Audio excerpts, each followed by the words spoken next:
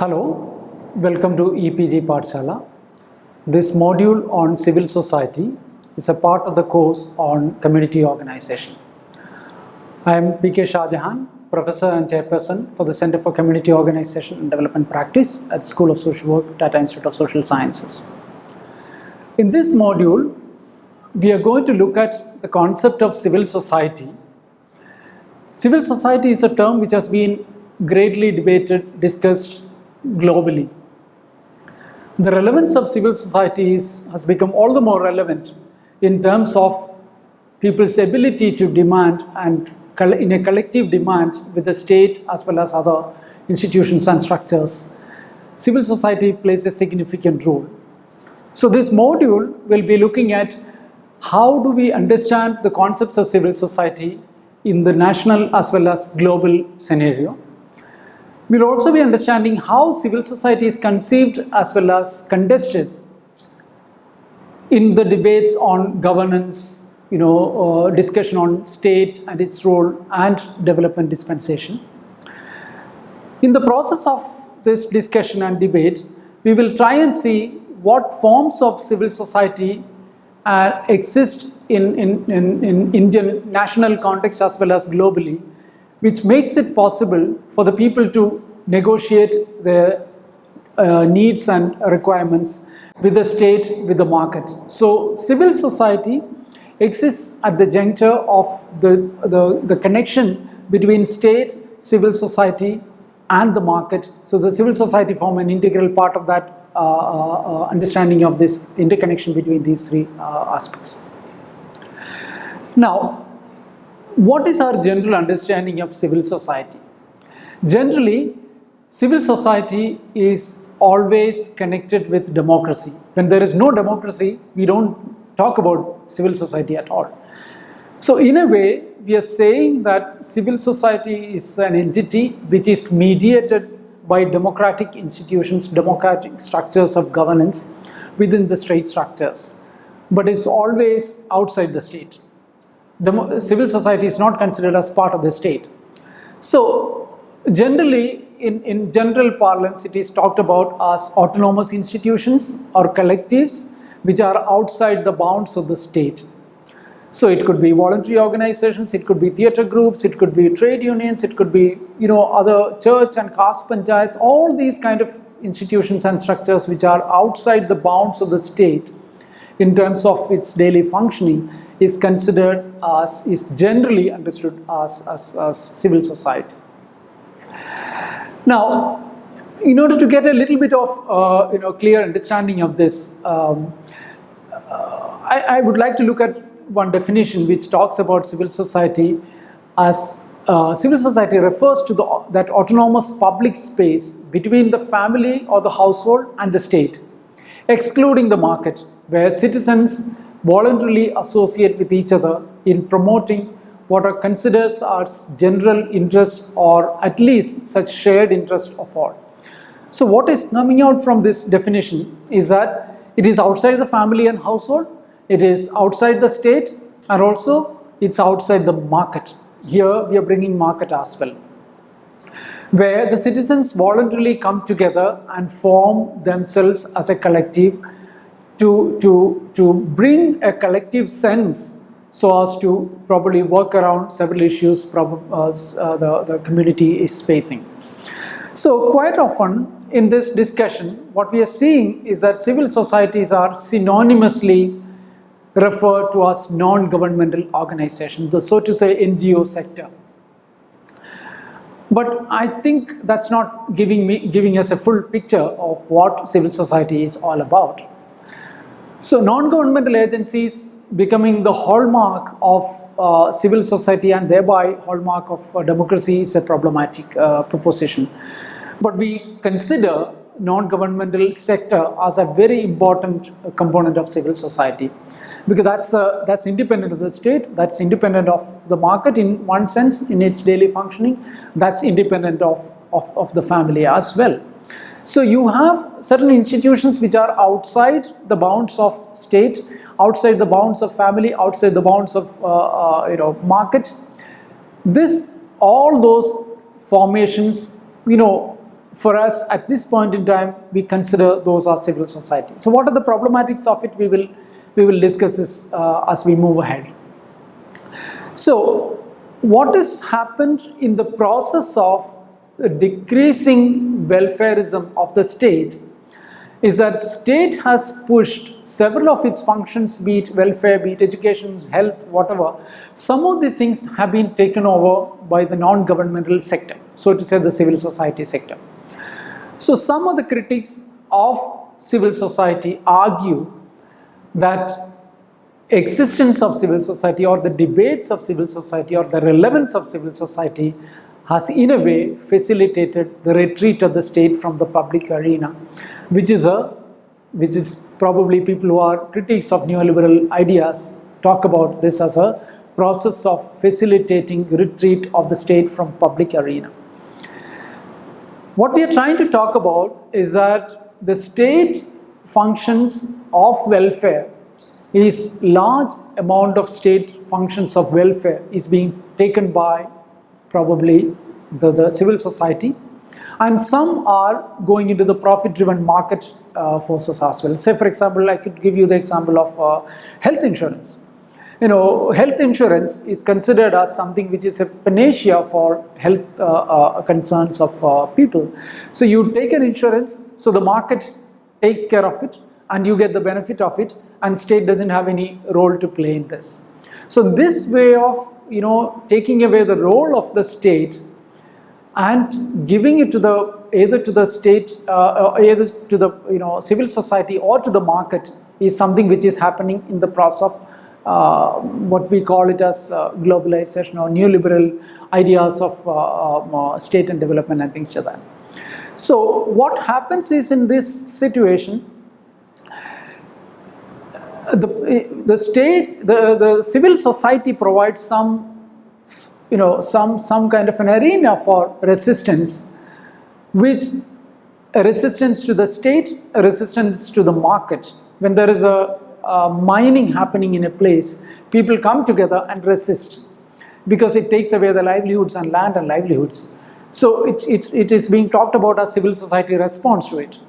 If state brings in certain kind of policies which are not beneficial for the poor and the marginalized, people come together and resist some of these policies, or even raise concerns about it and try to make state more sensitive to the needs and of the marginalized communities.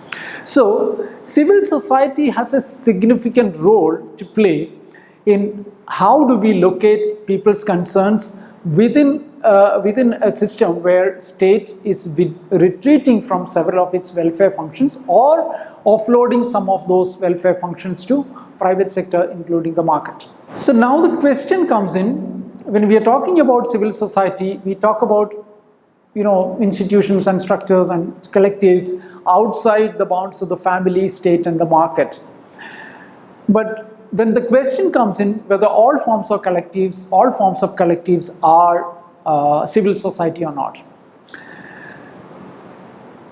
Another question which comes in is that, you know, is civil society is making people to manage their own affairs directly without the facilitation of the state? So in that sense, the earlier argument of retreat of the state, is it that the idea of civil society is actually making individuals to manage their own business? Individuals in the form of collectives come together and make, you know, their own efforts to manage the situations of marginality and things like that.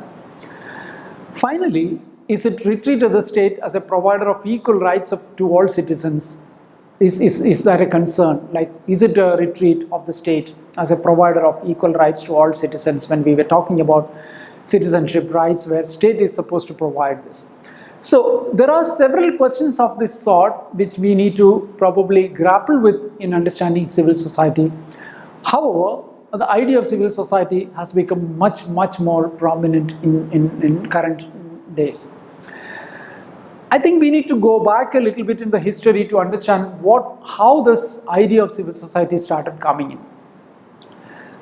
Let's look at some of the historical developments and of how the civil society has been conceived and understood. Say for example, in the 13th century, the Roman Catholic Church used to be having a significant influence in the society.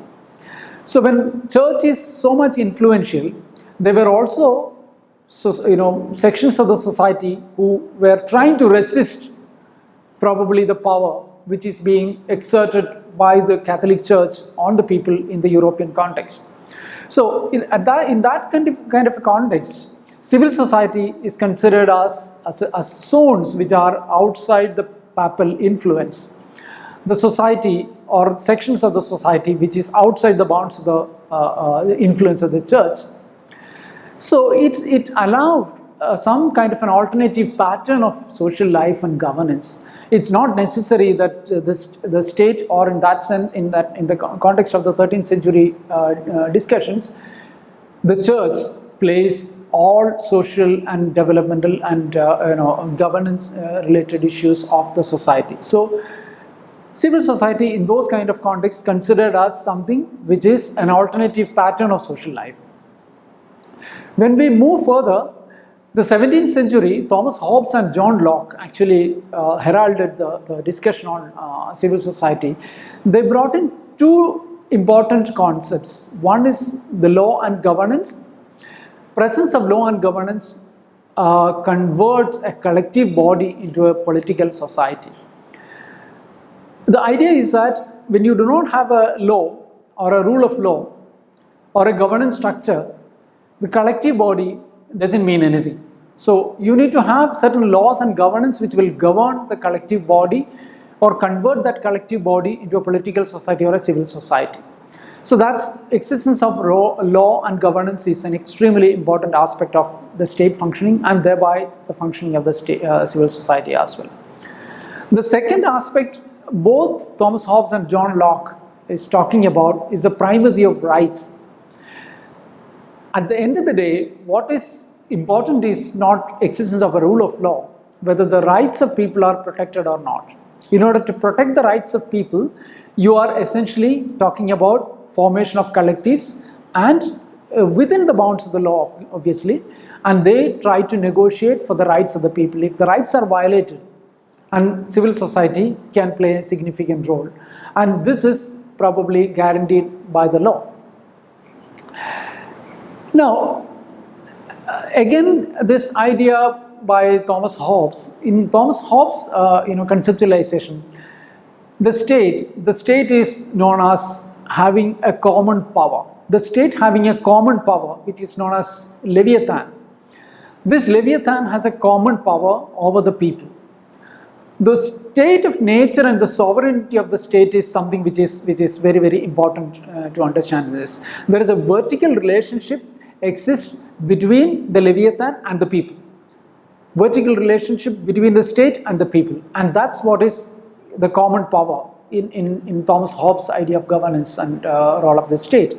So that vertical relationship between the state and the civil society is determining the common power. So the state is necessary in this conception of this vertical relationship. A powerful state is necessary to maintain order and civility in the society. In the absence of a powerful state, there will not be any order, there will not be any civility. So that's the idea of common power which Thomas Hobbes is talking about. Then he also talks about horizontal relationship. Horizontal relationship is the relationship across the people in the community. What is that horizontal relationship? That horizontal relationship defines the rights, natural rights of people to probably in terms of entering into agreements, contracts and all those kind of stuff. There is a horizontal relationship which exists. So there is a need to limit the natural rights or self-interest of people and have the vertical relationship very clearly defined using a powerful state. So at the end of the day, Thomas Hobbes argues that a powerful state is essential for maintaining order and civility. So in this kind of idea, civility in that sense means respect for rule of law. It's very simple, that is respect for rule of law. If rule of law is not respected, there is no civility. There is no civility, civil society doesn't exist. It is probably an uncivil society, so to say. So this actually defines the relationship between the powerful state and the society. So the whole idea of Thomas Hobbes in terms of the contract which exists between the state and the people is based on the powerful state which exists. Now, John Locke further expands this into a social contract theory. What is a social contract theory in the context of the discussion on civil society? John Locke goes a little slower in terms of understanding the power of the state. He says that limited power but a powerful society is making society, probably civil. In the sense that the state of nature, where people are defined by their own cultural traditions and practices and things like that, they come together, constitute a public authority. It's not the Leviathan which Thomas Hobbes is talking about. It is a common public authority which is constituted by the people who comes together as a common public authority. And consolidation of this political power by the state is to be challenged because it can be an autocracy or autocratic kind of a regime. What is needed is that people need to come together and enter into a social contract among themselves, and that social contract, there is a social contract which exists between the people and the state, but the power is vested within the society, which is known as the common public authority. So in this treaty, where one is talking about that there are two treaties in this. One is the power of authority, and the power of authority is vested in the common public authority of the people, which people can enact laws and maintain laws and things like that, and even enter into contracts. So that's I think probably could be one of the basic foundations of democracy and democratic functioning. Then the second aspect of the social contract theory is the limitation of authority. No power could threaten the basic rights of people. The basic rights of people is supreme, and that limitation of authority, even the common public authority cannot threaten the rights of others. So the entire debate on common public authority and social contract within this debate on civil society comes from the very fact that there is a power of authority, and that power of authority vested within the common public within the civil society, and the limitations of authority is to the extent that it cannot threaten the basic rights of human beings. Now, moving further with this argument of John Locke, 19th century Hegel, the Hegelian understanding is that civil society is a system of needs. Moving from Leviathan, the authority, coming down to common public authority, and third idea of civil society is coming from the liberal understanding of the civil society, from a Hegelian conception of the system of needs. There is a mutual recognition of the rights of self and others. You need to respect the needs of people, and there is a mutual respect. It's not that everybody is having a similar rights and needs. There are differing needs people have in the society. So there is a mutual recognition of the rights of self and others. So civil society represents a system of relations that support and enhance freedom of all. Civil society is that system which generate the kind of relationship which exists within the community, within the society, which enhances freedom for all. Everybody should have the freedom. At the same time, everybody is equally bound by the horizontal relationship which exists in the society. So this conception is a little more liberal and is more connected with the democratic principles and things like that. So the state has its own role, but at the same time, it talks about enhancing freedom of all. It is impossible for civil society to function without a public authority, the state. The civil society is insignificant. What Hegelian understanding of civil society is that civil society is insignificant when there is no authority of state. One could talk about the idea of the failed state and all those kind of situations. And then when the state fails, there is no role for civil society to play, because there is complete anarchy in those kind of contexts. So there is a subjective universal law which is applicable for everyone to follow. At the same time, there is a state-centric law which governs the relationship between the state and the people. So the subjective universal law is for everybody to respect equally or ensure that the freedom of all is actually ensured. So this kind of conceptions coming from Hobbes, John Locke and Hegel, we move to some of the contestations of this idea of civil society. One of the classical contestations coming from Marx is that, the civil society is to be understood in the context of a nexus between the market and the political institutions. In a typical classical, class understanding of the society or the bourgeoisie state, one is talking about there is clear nexus between the economic interest and the political institutions. In that kind of a situation, the economic interest or the class factor decides the political future. Then there is problem for the role to be played by civil society. So it cannot be seen as state having complete authority. Probably one needs to talk about even changing the state as well. That's what the Marxian talking about the proletariat taking over the power and thereby outthrowing the bourgeoisie political establishment. And then Gramsci also talks about from moving on from this Marxian analysis that this kind of an authority, whatever be the level of authority, vested in the state to negotiate between the people and their rights and entitlements, it can lead to hegemony. So the state can become hegemonic. State can decide, state can even bring in laws which are anti-people. There are a lot of discussions about how state probably play to the tune of the market and bring in rules and regulations and policies which are in favor of the market and not necessarily always for the people. So the Gramsci talks about the situation where the state, the authority vested in the state can lead to hegemony. So one needs to be mindful of the fact that the state can assume power which can be hegemonic as well. So these discussions on the role of the state as deciding what would be the role of the civil society is a problematic proposition. Civil society, its own, has their own way of coming together and creating rule of law. At the same time, civility not only is respect for rule of law. Civility cannot be seen as just respect for rule of law. Why is it? Because if we have seen Arab Spring, how people have come together and defied the law and overthrew a power which is probably hegemonic or, for that matter, not necessarily in the interest of the people. So authoritarian regimes needs to be thrown out. Sometimes respect for rule of law cannot be considered as a foundation for civil society.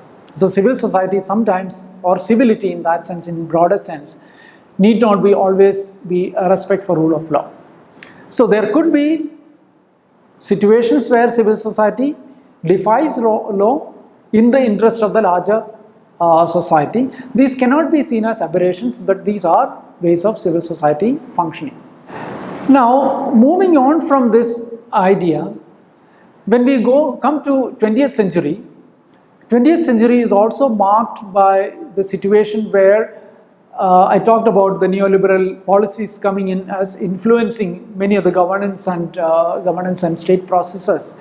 This is a period where there is so much of disillusionment with the state has also started coming in, because many of the policies which are determined by the larger economic interest, so to say the market interest, are not necessarily probably taking care of the needs of the people. In that sense, there is a sense of disillusionment with the state evolved during the second half of the 20th century. So the loss of faith in the state to protect the interests of the people has been significant in bringing this idea of civil society into the center stage of discussion.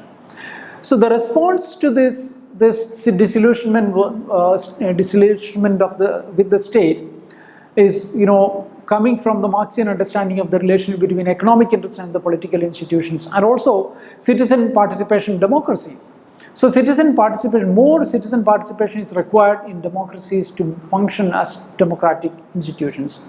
Totalitarian regimes of socialist societies, which is clear example of how Soviet Union's disintegration can be clearly seen as how those socialist societies which were totalitarian is probably rejected by the people, and disintegration of Soviet Union is a clear example of this. So in this sense, what has happened in the 20th century is that protecting the individual interest or communities against the abuse of power by the individuals, corporations and state become the basic idea of civil society. Protecting the interest of communities against abuse of power by individuals, corporations and state.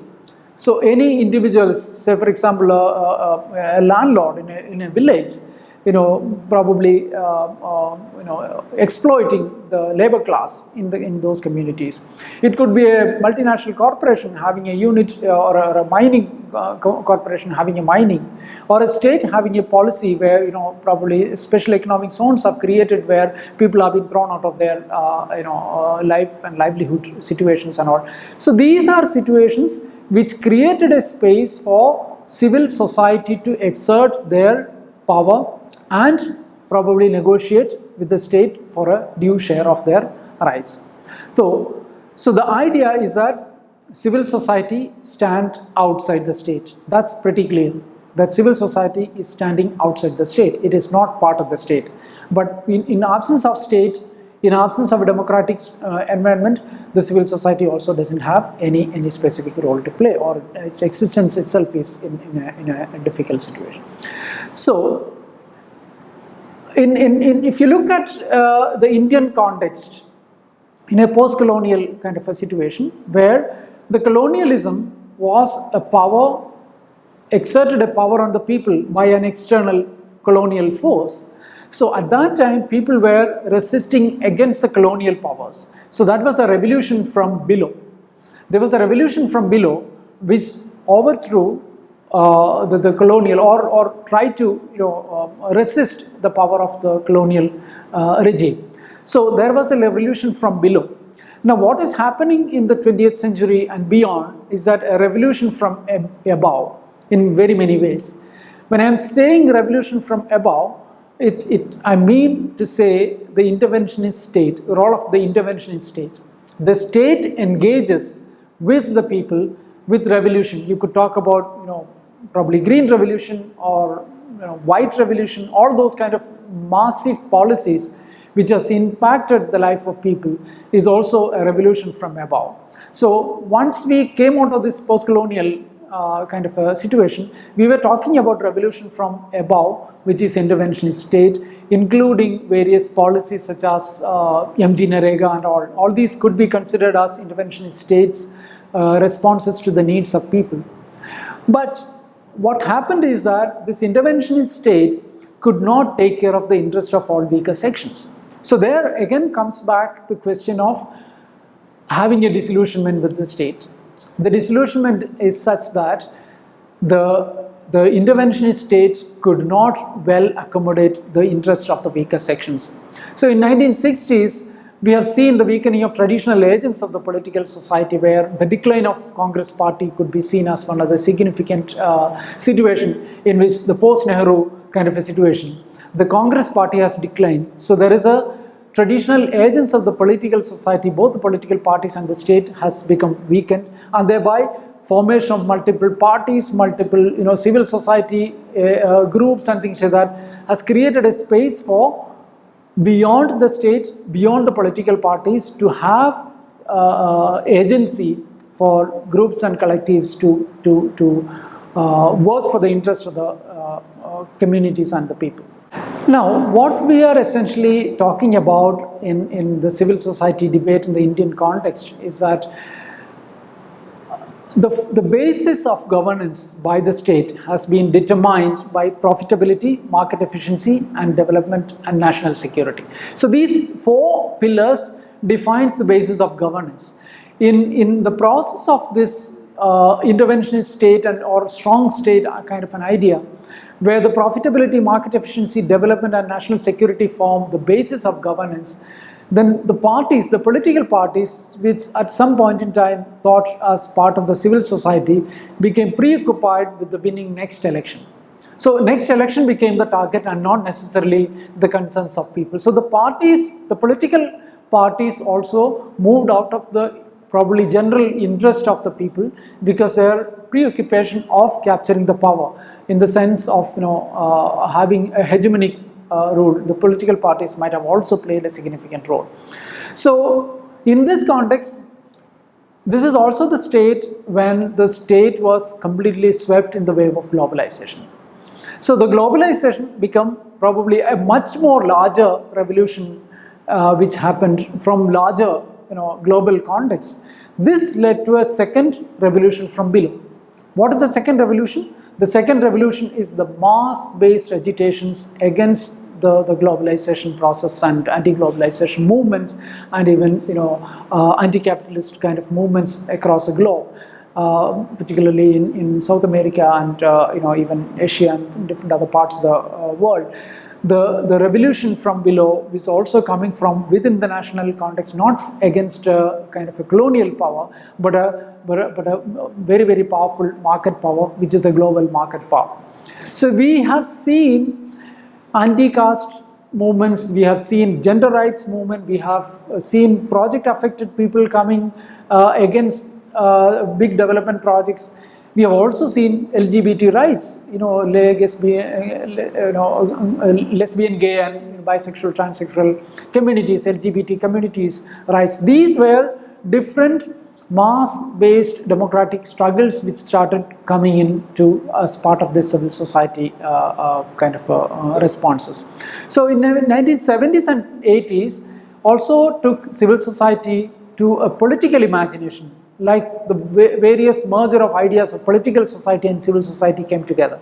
Several political associations have joined hands, or maybe several political agitations or people's agitations have taken the shape of political parties and political, you could take the example of Telangana movement and things like that, and those becoming Telangana Rashtra Samiti and the political parties. So these are all movements of people, civil society movements of people which assume the role of political society. So at the end of the day, what we are talking about civil society as a challenge to the hegemony of the ruling class, be it the state or other forms including the market.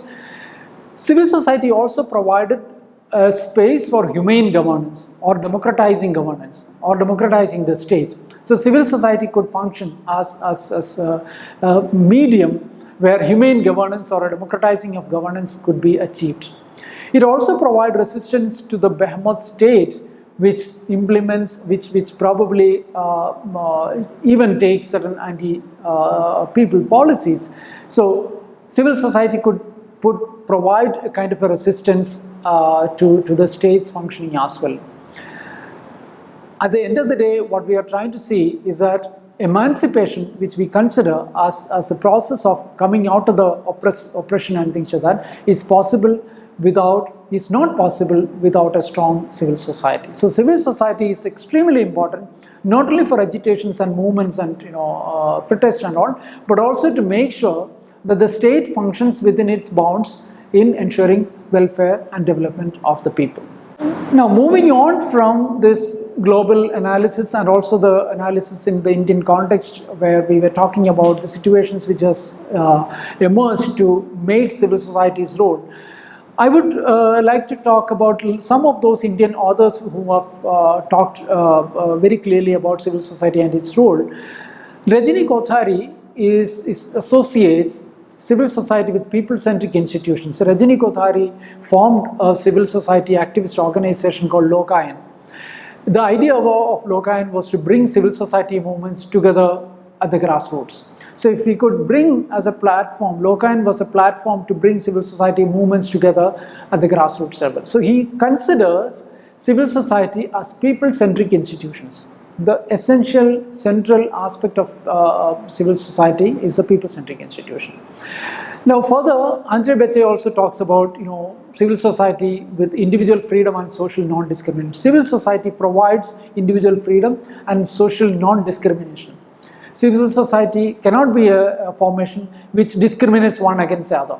In that sense, any community institutions or social groups which discriminates one against the other or curtail the freedom of somebody else cannot be considered as civil society. In that sense, probably Kha Panchayat, it's a association, but that cannot be considered as a civil society as far as Andre Bete is concerned. So when we talk about civil society as independent of the state, does it mean that all institutions and collectives within the framework of rule of law form civil society? There are several institutions and structures which are within the rule of law, but does it all these becomes civil society? It need not be. If you consider Andre Bete's idea of non-discrimination as basis of civil society, probably all institutions which are outside the state or collectives or even working within the rule of law need not be civil society. Then what about the collectives and movements which actually propagate division and exclusion? If there are movements which creates exclusion and division within the society, can it be considered as civil society? The analysis of the previous discussions on Andre Bete and Rajini Kothari doesn't give us an impression that those kind of movements can be considered as civil society. If some civil society organizations resist hegemonic rule of law, can it be considered as civil society? There is a problem, and because if there is a hegemonic rule of law exists, resistance to hegemonic rule of law cannot be considered as outside the civil society or outside the civility, because that's also necessary for ensuring that people's rights and entitlements are protected. So what is necessary for understanding civil society is that a rights-based conception of civility over adherence to rule of law and state of nature is important. A rights-based conception of civility is much more important than a rule of law-based idea of civility. So civility essentially means that it has to ensure the rights of people or keep the primacy of rights as a benchmark for identifying civil society. And it's also important that when you're talking about civil society, we also need to understand there is something called global civil society.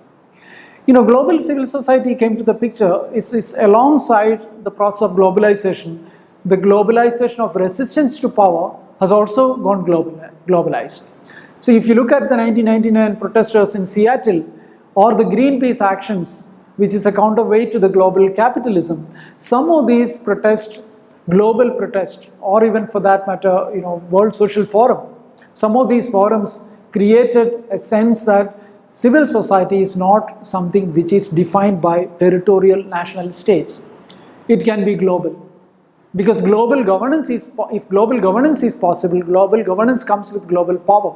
So global governance is possible, global power is existing, resistance or even for that matter negotiation of people's rights also become global. If you look at the issue of Union Carbide in the context of Bhopal tragedy, the resistance to Union Carbide has not only been limited to India, it has gone global. And even there were situations where several educational institutions across the globe has resisted recruitment by Dow Chemicals, which has taken Union Carbide in India. So they have resisted, they have even boycotted recruitment by Dow Chemicals. So these are processes which are probably local in nature but has a global repercussions. So all these things becomes necessary for us to understand that civil society is not something which is bound by the state within a national territory, but the power or the governance which exists. If there is global governance possible, global civil society is also needed and possible. So this formation of IBRD, World Bank and IMF and all these things are institutions of global power, and that global power also created spaces for global resistance, global protest, global collectivization of people and things like that. So, but global civil societies it is comparatively difficult to define global civil society, and because of the fact that it is a fuzzy concept and things like that. So this too, what we are trying essentially to say is that finally we need to look at what are the things which we consider as civil society. Civil society as an autonomous institution that exists independent of the state. The civil society is also considered as an arena for the marginalized to collectivize themselves and struggle for their own, demanding their needs and entitlements. It also has several mediating institutions and that link individuals to each other and negotiate between citizens and the state, and the idea of global civil society, which is relevant in an interconnected world. You may refer to the text given in the module. There are also a very limited list of references which is given for further understanding. Thank you so much.